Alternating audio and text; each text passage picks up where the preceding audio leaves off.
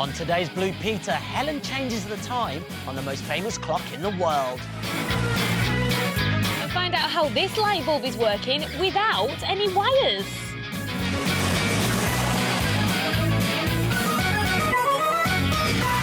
Hello! Right, hands up if you have been caught out by an April Fool today. Me, something to do with poo. I just wish Joel was here. He's even more gullible than you. We could have had a right laugh with him. Right, come on, let's show them this light bulb. We're going to light it up without using any wires. Right. It's got something to do with lightning. I feel like I'm calling you a gladiator. Yeah, science expert is here, Steve Mould. Talk to us. What are we doing today? We have got this incredible machine. It's a Tesla coil, and we're going to use this Tesla coil to make lightning, indoor lightning. Indoor lightning, is this dangerous? It's pretty dangerous, actually. That's why we've got this marking here. If you go anywhere within 6 metres, you're in danger of getting an electric shock, and it could even kill you. No, we don't want to die quite yet. Might be the most dangerous experiment we've ever done on Blue Peter. That I like the sound of, though. Behave. All right. OK, so we're at a safe distance. Can we see some lightning?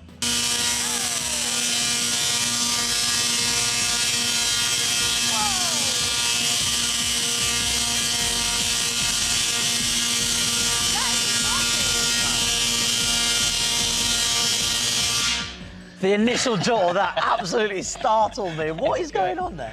Well, believe it or not, this thing plugs into an ordinary wall socket.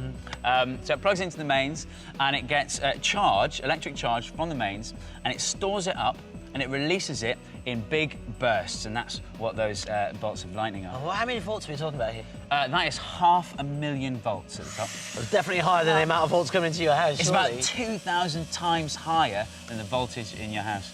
So we had the light bulb lighting up at the start of the show. Let's see how this Let's works. show them how it works. OK, so they've lowered the voltage so we can step into the danger sure? zone. OK. OK, it's safe now.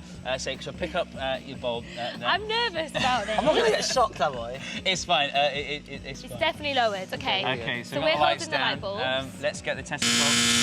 Whoa! Look at that. They've lit up, and that's brilliant. Right, and we promise we're not connected to anything. There are no wires. It's not a trick. How has that worked? Well, the Tesla coil generates an electric field around itself. It's a really strong electric field. It's so strong that it can move electric charge back and forth inside these bulbs, even though it's not connected and it's a few metres away. So it jumped across? Yeah. And it didn't hurt, promise? Yeah, trust me. I was so scared. Right, this is too dangerous to do in your living room. You probably haven't got as much space to get as far enough away as you need to, but we have got a couple of tricks that you can try out. And they all revolve around electricity, don't they, Steve? I'm They going to do. take this comb. OK, so if you start combing your hair nice and vigorously. OK, that is the trick to this. OK, I think that's probably enough. Right. And then we just put the comb close to these little bits of paper here. Whoa! There you go. The It should be able to paper's pick it standing up. on end. This is That's just amazing, isn't chopped up bits of tissue paper. Why is that jumping and sticking to the end of the comb? Look at that. Well, the thing about electricity is it's not just in wires and batteries, it's in everything. And there's two kinds of electric charge, OK? Positive and negative. And normal everyday objects have about the same amount of both. So they have equal amounts of positive and negative charge, and it sort of cancels each other out. But if you can separate those charges, you can make some really cool things happen, like this. So just by brushing my hair, I'm taking electrons off my hair. That's right. So basically, you're scraping the negative charge off your hair, and the negative charge is building up on this comb. So this comb has got more negative charge than positive charge. I don't know if it'll work for you. Don't mess up that band, Yeah, Andy. well, mine's already charged up. All right, let's see what happens. You ruined it. I've actually got nothing in my hair. Oh, man. Let me see. Give me one go. One more go. Here we go. Loose. Oh, OK, so that's working. So the negatively Right. charged comb is attracting the positive charges in these little bits of paper here. Right, I have to ask. The trick that everyone tries is the balloon making their hair stand Yes. on end. So I can do that now. Is that the same principle? It's exactly the same thing. The balloon is scraping electrons off your hair, so your hair's positively charged and the balloon is negatively charged, and so opposites attract. And look, that's how that it trick works. works on Andy. Get up in the morning, Use a rub a quick balloon on my hair. Perfect. Right, this is all right, but it's not as impressive as the Tesla coil, is it? Should we go back over there and create some more lightning? Well, actually, lightning outside, the real stuff, works in the same way as the balloon and the comb. Oh, okay. It's static electricity. At the bottom of the clouds, you have a build-up of negative charge, and that negative charge is attracted to the positive charges in the earth, in the ground. And eventually, when enough of this negative charge builds up, it's able to jump down to the earth in one big jolt, and that is what lightning is. Just a big burst of electricity. Yeah, that's one good one. Oh, well. Thanks so much for coming in. See you in a bit, man. Thanks, Steve. OK, well, have you ever thought of living in a castle? It's quite a lovely fairy tale image. Well, we know a girl that does, and her name is Beatrice. Hi, my name's Beatrice. I'm 11 years old and I live in a castle. This is what it's like being me. I've lived in this castle since I was 2 and my family's owned it for over 450 years. Come and have a look. This is the Great Hall. This is the panel room. And this is the long gallery and it's my favourite room in the house. It's longer than a tennis court. I like having a bash at the piano. I like playing the cello. But most of all, I like having running races against Henry. This kitchen looks exactly like it used to do in 1895. Even making a piece of toast isn't easy, which is lucky that this is actually our family's kitchen. This is my dad, James, my mum, Lizzie, my sister, Eleanor, and my brother, Henry. The best game in the castle is to play hide and seek. 1, 2, 3, 4, 5, 6, 7, 8, 9, 10, 97, 98, 99, 100. I'm coming. No.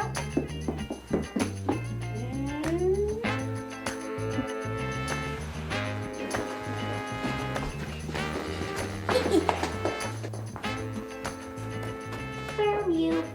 We've got loads of garden, about 18 acres, and loads of great trees. Big woo, big woo. These are our stables and come meet our horses. This is Kami. She might be the grumpiest, but she's the best at jumping. Tea time. Thank you. When it's completely dark, it's quite spooky. There are a couple of portraits which really scare me.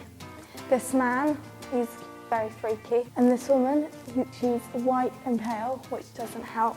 And then there's one down here, which is rather scary as well. You wanted to know more about Beatrice's life in the castle, so we asked her some of your questions. How many rooms are in your castle and what's your room like? We have 50 rooms in the castle. My bedroom's pretty big and it's just sort of normal. There's my 2 beds and it's just like a normal room really. Does it echo in your room? No, it doesn't really. I don't think so. Hello? Hello? No. Have you ever got lost playing hide and seek? I haven't got lost, but they haven't found me for about half an hour, 45 minutes. So I just got bored and I walked off. We have about 25,000 visitors a year. I don't think I could ever be a tour guide in the castle because I'm rubbish at history. The doors open at Easter, so I better quickly get cleaning.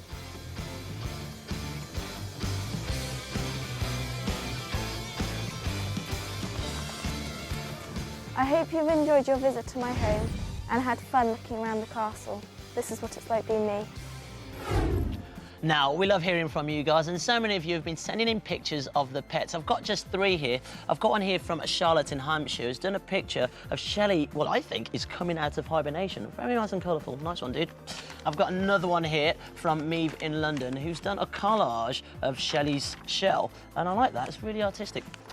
Finally, got one here of the dogs done by Emily in Buckinghamshire. And Emily's done one of the 2 dogs in the Premier, if you remember that. And they've got the sunglasses on as well. Very nice indeed. Talking of the dogs, later on we'll be giving them a good old bath because, let's face it, it's been a while. But first, have you ever thought of going forward in time? Well, if you did, perhaps you need something like the Doctor Who TARDIS. But you don't! They're no big fans of time travel, Lucy and Mabel. This weekend, the clocks went forward. It marks the start of British summertime. Now, most people just change the time on their watches and their alarm clocks, but this year I had a bigger job, a much bigger job. It's marked out time for the last 150 years. Minute by minute, hour by hour, 365 days a year. And on New Year's Eve, a whole nation sets their watches to its chimes. Big Ben, right on time again. But today is the 28th of March, and the start of British summertime is just hours away, so the clocks have to change. But who is going to change the most famous clock in the world? Me! Big Ben is part of the Palace of Westminster in London, home to the government, MPs, and 2,000 other, much smaller clocks. OK, guys, one down. 1,999 to go. Ian and Paul are horologists, clock mechanics at the Palace.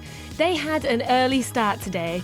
Unless these guys put every single clock forward an hour by 2 a.m, there was going to be trouble from some very important people, maybe even the Prime Minister himself.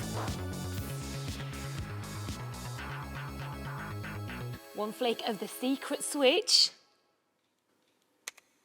And that is the House of Commons done. That clock's a pretty important one because the Prime Minister needs to know exactly how long he's been talking for when he's standing debating right here. Right, it's time for the big one. So why do they call Big Ben Big Ben? Is it because of the height of the tower? Nope, although 334 steps to the top makes it pretty big in my book. This is step 182. I'm only halfway. Is it called Big Ben because of the 4 clock dials, each 7 metres across? No, but that is really, really big. So if it's not the tower or the clock dials, what else is big in Big Ben? This is the huge bell that gives the Great Clock of Westminster its more famous nickname, Big Ben. Now, the 4 smaller bells go off every 15 minutes, but it's this one you hear at the top of every hour. It's almost 6 o'clock. Let's see what this big boy can do. Here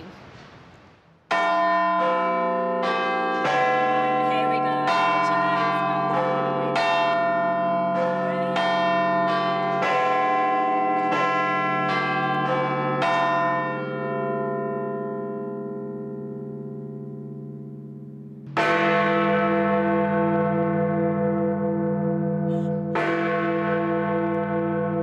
150 years old this year, Big Ben still lives up to its name, but in a few hours the clocks would go forward.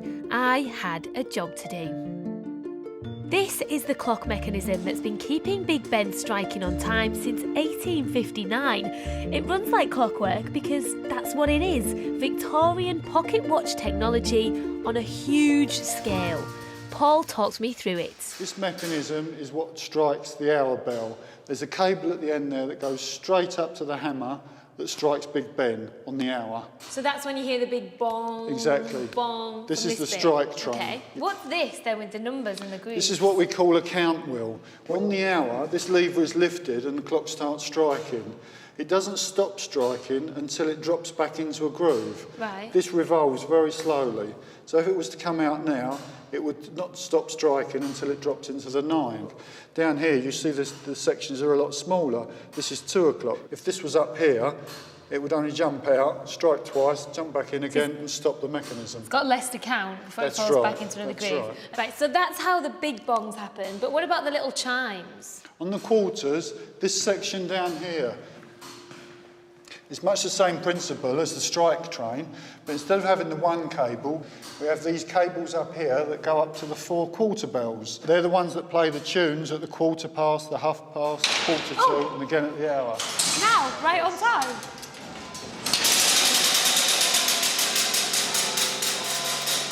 What's going on in the middle, and what's the ticking? The middle stuff? section is the going train. That's the section that drives the hands. So this shaft here goes up to these cluster gears up here, and they go out to the 4 dials, and each of those dials is its own shaft going out and driving the hands. Right, so there's no battery. How does the clock keep going? This has a weight that drives the clock. On that barrel is a steel cable, and on the end of the cable is a weight which is gradually descending down to the ground, so gravity pulling on the weight is what's keeping the clock going. What happens when it gets there? It would stop if it got there. We come up here 3 times a week to wind it back up again, and today it's your turn. I knew that was coming. It's half a tonne. Okay. That is really stiff. A big clock powered by good old-fashioned elbow grease. But it's delicate too. Ian showed me the secret of its accuracy. This is the pendulum, the very heart of the whole clock, and it's what keeps the time, isn't it? It certainly is. But how? You can only see a part of the pendulum. The pendulum itself is over 4 metres long. It goes from where you're sat through the hole in the floor into another room beneath us. Okay. And what it does, it moves backwards and forwards every 2 seconds. Right. Every 2 seconds, it lifts up one of the little gravity arms, which releases the weight just to go down 2 seconds worth, which allows the hands to go forward 2 seconds. Now, I have to ask, why is there a pile of copper coins on the pendulum? Right, if you take one off now, Okay. I'm nervous. I'm gonna knock just the gently pendulum. take it off. Yeah? That's it. You've now slowed the clock down by 2/5 of a second in 24 hours, which is about 15 seconds a month. I better put it back then, hadn't I? That's it. Right. That's the fractions of a second taken care of. But tonight, we've got to change the time by a whole hour. So come on, let's move the most famous clock in the world forwards an hour. At 10 p.m, the clock was stopped and the bells locked off, ready for me to put the hands forward. And to avoid causing confusion to the world outside, the lights were switched off. What I want you to do is to lift off these 2 gravity arms, and you're going to let all that energy go through to the hands. So nice and gently, just lift them off. It's gonna whiz off then, It'll isn't it? whiz off, just don't touch anything else. That's it. Oh. There you go. There you go. I'm a bit worried that the hands are gonna fall off. You can see how fast the hands are going around now. Oh! Oh, careful, careful, Whoa, careful. whoa, whoa. Oh! That's all right. Have I broken it? No, not yet. 3 minutes, 2, What are doing? 1 minute, 2, gently. Oh, this is really nerve-wracking. I feel like it's gonna snap any second. 20, 10, stop. That's it, you can let go. Job done. So that's it. We've done it. You've advanced them all to 12. Well, not quite. Not quite. We've got some overalls for you, and we've got some greasing and cleaning we needs to be doing. This is the only time in the year we can do it. There's your overalls. There's your oil can. How come I get the day job? Luck of the draw, really.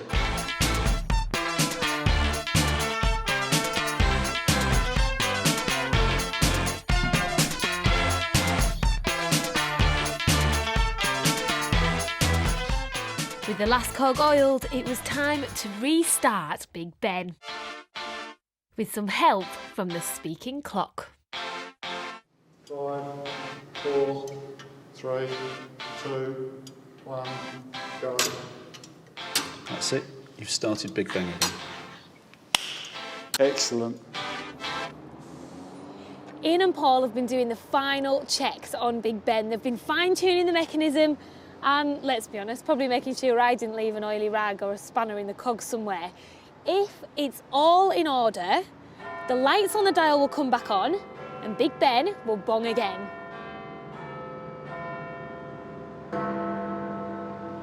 Success! And right on time. At least for another 6 months anyway.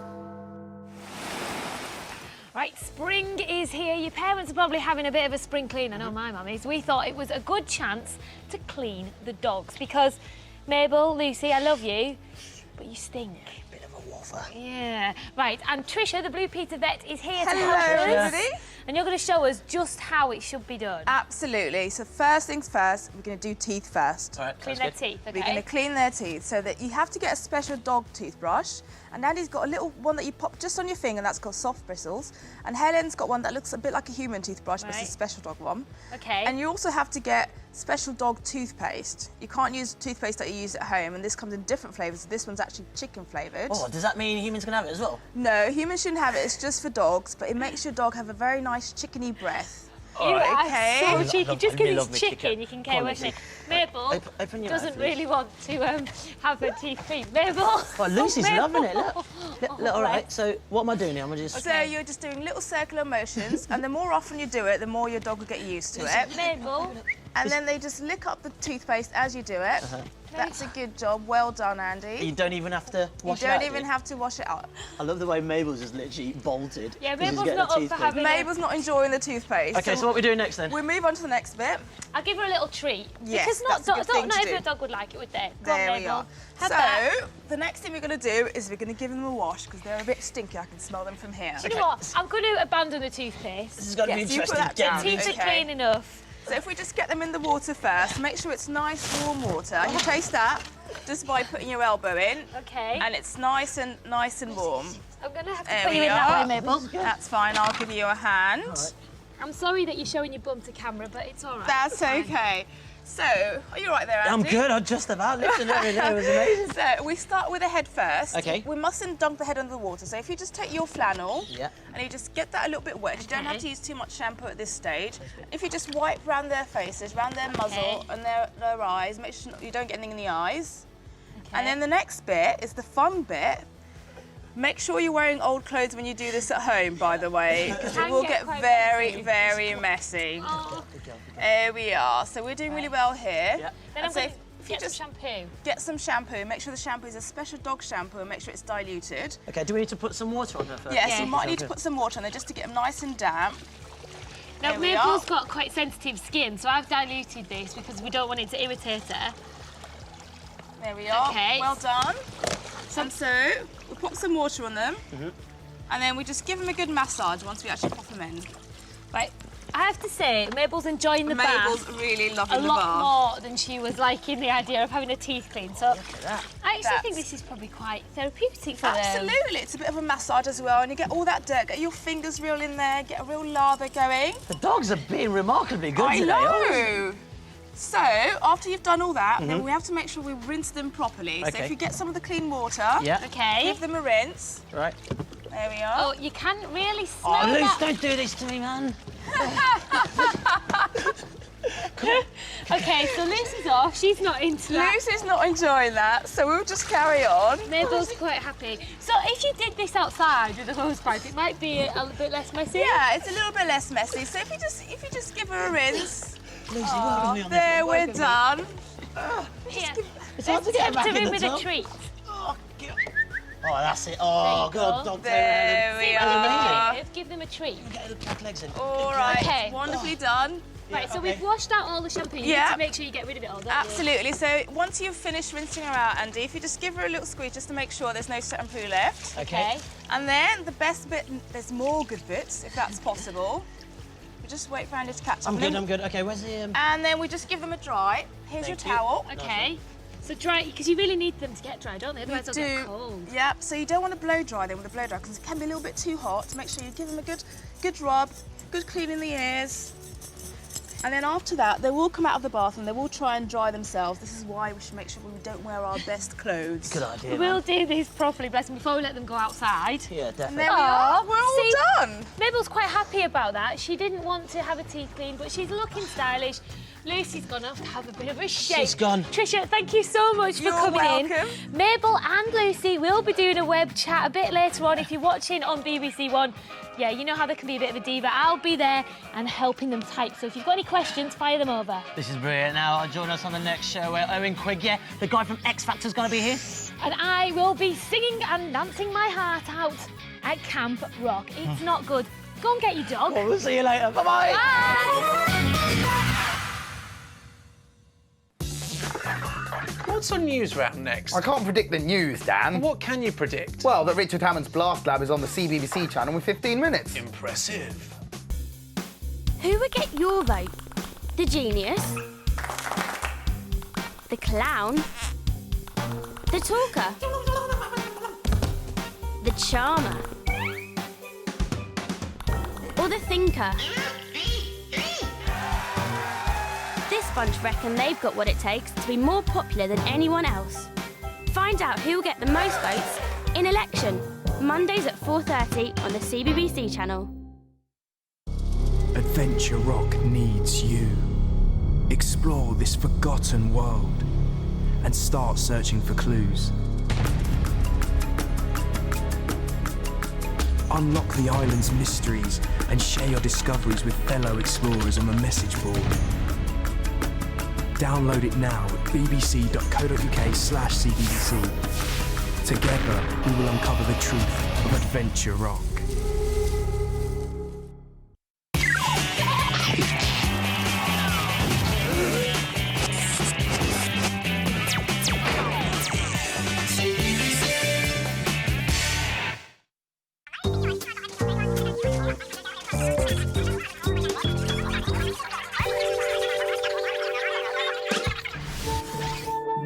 Hello, my name is Georgia and I like playing the steel pans. I enjoy it very much. They are an instrument and they are originally made of metal oil drum. Every Friday I practice from 6:30 to 9. I've been learning since I was 3 and I'm still learning some new songs now, but I know where all the notes are on the pans.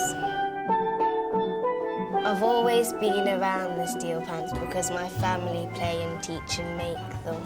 My granddad makes the pans in the back room of the band room. Every day he's here working on the pans and he's made hundreds of them. He makes about 1 pan a day. I try and help, but I'm not really very good. When I go to Trinidad, there is a big competition where loads of bands with about 100 people playing all play against each other. Those are the bass, which plays the lowest of all the pans. Those are the sopranos, which I play, and they play the melody of the tune and are the highest of all the pans. My favourite song is Hey There Delilah. I've played in loads of gigs all around England. We go far places and some places are in Coventry. I have played in Barcelona and Stoke-on-Trent and I've played in loads of carnivals. The steel pans are really loud. I have a steel pan at home and I practice all the time on it. My name's Georgia and I like playing the steel pans.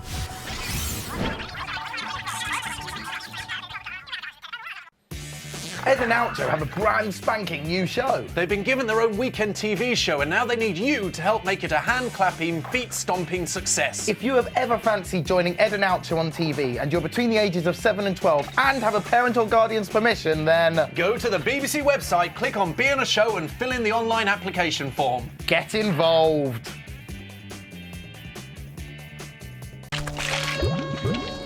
Welcome to Scorpion Island. In this brand new series, there's going to be more twists, more mischief, more drama, and more mystery. You know what? Let's just do it. I think we're going to get out there and win it. Can't describe how hard it was. Can they take much more? Escape from Scorpion Island. A brand new series starts Sunday at 9 on CBBC on BBC Two. For even more fun, go to our website and click Scorpion Island.